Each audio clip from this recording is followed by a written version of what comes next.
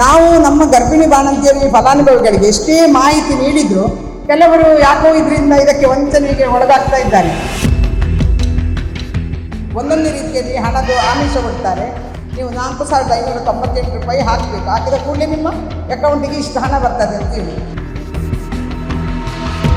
Poshan tracker ಏನು app ಇದೆ ಅದಕ್ಕೊಂದು ಒಳ್ಳೆಯ ಭದ್ರತೆ ನೀಡಿ ಅದರಲ್ಲಿರುವ ಮಾಹಿತಿ ಯಾರು ಹೊರಗಿನವರಿಗೆ ಸಿಗಬಾರ್ದು ಅಂತೇಳಿ ನಾವು ಸರ್ಕಾರವನ್ನು ಒತ್ತಾಯ ಮಾಡ್ತಾ ಇದ್ದೀವಿ.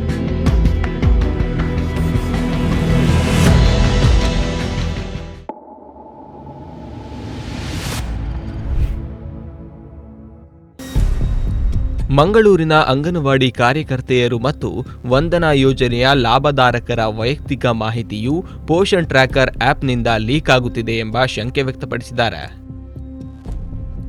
ನಮಗೆ ನಮ್ಮ ಕೇಂದ್ರ ಸರ್ಕಾರದ ಒಂದು ಪೋಷಣ್ ಟ್ರ್ಯಾಕರ್ ಅಂತೇಳಿ ಒಂದು ಆ್ಯಪ್ ಉಂಟು.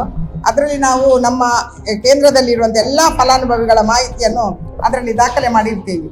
ಈಗ ಏನಾಗಿದೆ ಅಂತ ಹೇಳಿದರೆ, ನಮ್ಮ ಕೇಂದ್ರ ಸರ್ಕಾರದ ಯೋಜನೆಯಾಗಿರುವ ಒಂದು ಗರ್ಭಿಣಿ ಮತ್ತು ಬಾಣಂತಿಯರಿಗೆ ಮಾತೃವಂದನಾ ಯೋಜನೆ ಅಂತೇಳಿ ಉಂಟು.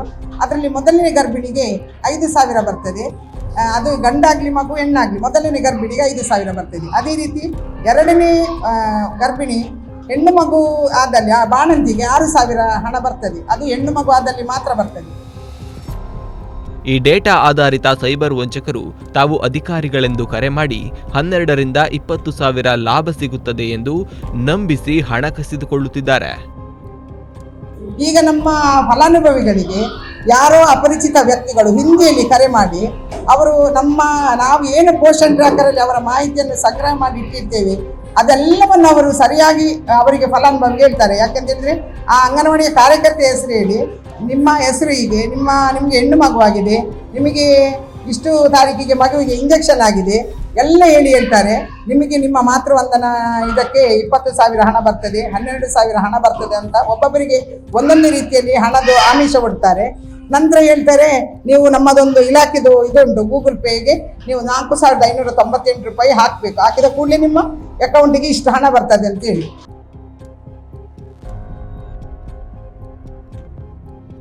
ವಾಸ್ತವವಾಗಿ ಈ ಯೋಜನೆಯಲ್ಲಿ ಗರಿಷ್ಠ 6,000ದವರೆಗೆ ಮಾತ್ರ ಲಾಭ ದೊರೆಯುತ್ತದೆ.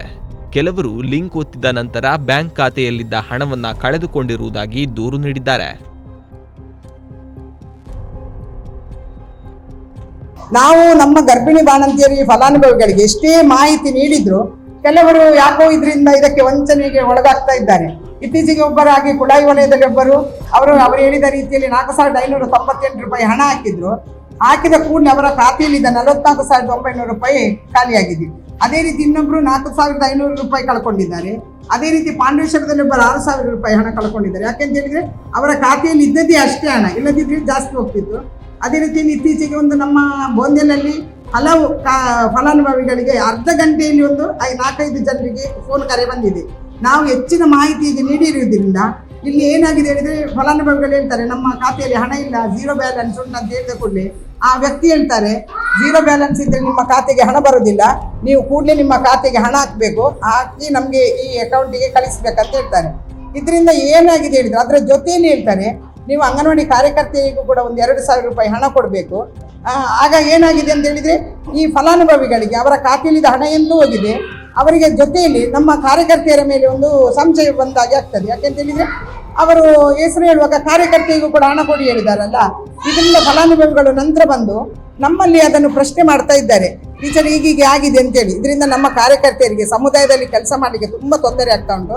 ನಾವು ಸರ್ಕಾರವನ್ನು ಒತ್ತಾಯ ಮಾಡ್ತಾ ಇದ್ದೇವೆ, ಪೋಷಣ್ ಟ್ರ್ಯಾಕರ್ ಏನು ಆ್ಯಪ್ ಇದೆ ಅದಕ್ಕೊಂದು ಒಳ್ಳೆಯ ಭದ್ರತೆ ನೀಡಿ ಅದರಲ್ಲಿರುವ ಮಾಹಿತಿ ಯಾರು ಹೊರಗಿನವರಿಗೆ ಸಿಗಬಾರ್ದು ಅಂತೇಳಿ ನಾವು ಸರ್ಕಾರವನ್ನು ಒತ್ತಾಯ ಮಾಡ್ತಾ ಇದ್ದೀವಿ. ಈ ಬಗ್ಗೆ ಪೊಲೀಸ್ ಹಾಗೂ ಮಹಿಳಾ ಮತ್ತು ಮಕ್ಕಳ ಕಲ್ಯಾಣ ಇಲಾಖೆಗೆ ದೂರು ನೀಡಲಾಗಿದೆ.